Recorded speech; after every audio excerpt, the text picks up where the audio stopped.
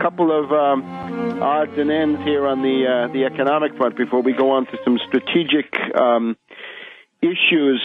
We have, again, almost 2 million people in the Washington, D.C. area are told you can't water your lawn, you can't fill your swimming pool.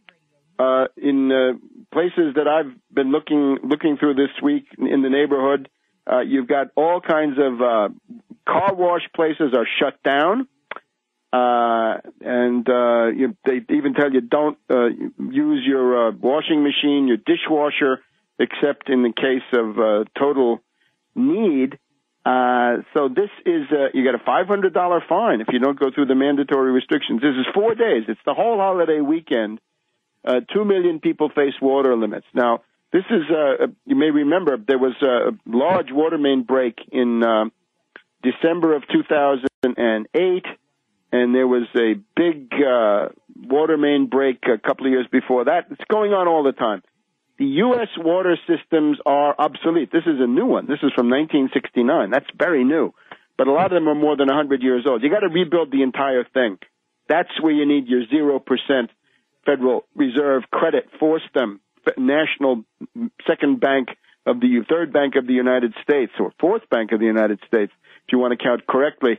That's what you need. And this is what Obama does not have. There are indications from various stories that in the Obama regime, there was a discussion. Do we want to have a new WPA, put people to work on infrastructure? The answer, no. And the leader of the no forces was Austin the Ghoul Goolsbee. And we had that guy pegged back in February of 2008 when he said no LIHEAP money, no low-income heating aid for people freezing in Maine in the winter. We knew Austin Goolsbee was a rotten apple from the Chicago school, a reactionary oligarch coming in on this stuff.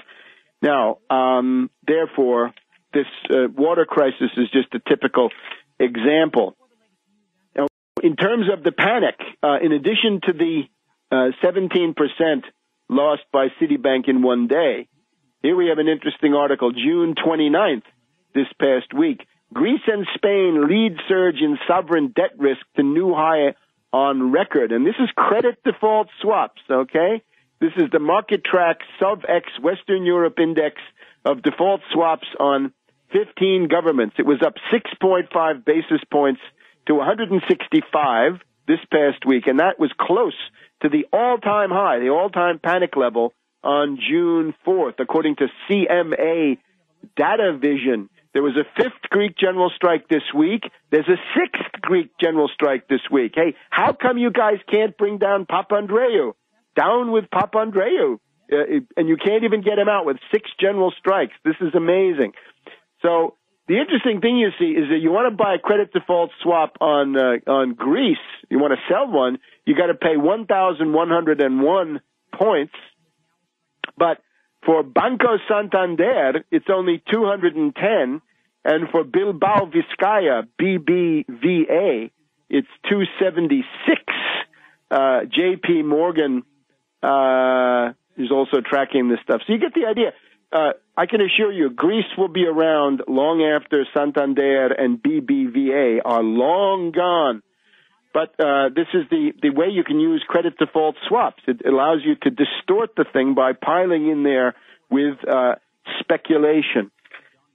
So the positive thing is the Green Party. We have Green Party candidates for governor, and we'll go through these campaigns in more detail at a later time.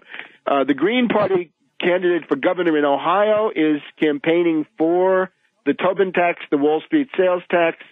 Similarly, the Green Party candidate for governor in California, that is Laura Wells, is reportedly supporting the Tobin tax, the Wall Street sales tax. We'll have in-depth coverage about this because this is very, very important. This is the factor that could get us out of this crisis. And I want to call everybody's attention a good contribution, useful piece of work by Ellen Brown in the Huffington Post in favor of the Tobin tax or Wall Street sales tax. But generally speaking, you want to get out of the Keynesian dead end. Keynes is bad news. It's true. Keynes is a totalitarian liberal. We'll get to that in a minute. Franklin D. Roosevelt, much better than Keynes. Because Franklin D. Roosevelt says, whatever you do, it's going to go for maintaining the mental capital or building infrastructure as the Tennessee Valley Authority. Keynes said you can easily dig ditches and fill them up. Wrong. As a matter of fact, Keynes, at various points in his works, insists that your job creation should be in areas that are not productive. Pure Malthus. And that's the problem with Keynes. Keynes is completely based on Malthus and says so at various points in his work. So this is now the economic situation, and we're very wary of that lame duck. The other point that we wanted to make, in this package for the extension of unemployment benefits, the 300,000 teacher jobs, the Medicare doc fix, we want to make the hedge fund hyenas pay. This means Soros, particular, Romney, these characters, the hedge funds. We want what they call this carried interest has to be taxed at the highest possible rate. If it's income, tax it as income. Don't tax it at capital gains. That's a lower rate. And it's interesting. Scott Brown is one of the ones agitating to make sure that the carried interest, in other words, the way that hedge fund guys make some of their rake off, that has got to be taxed at a lower rate, says Scott Brown. Hum, hum, hum.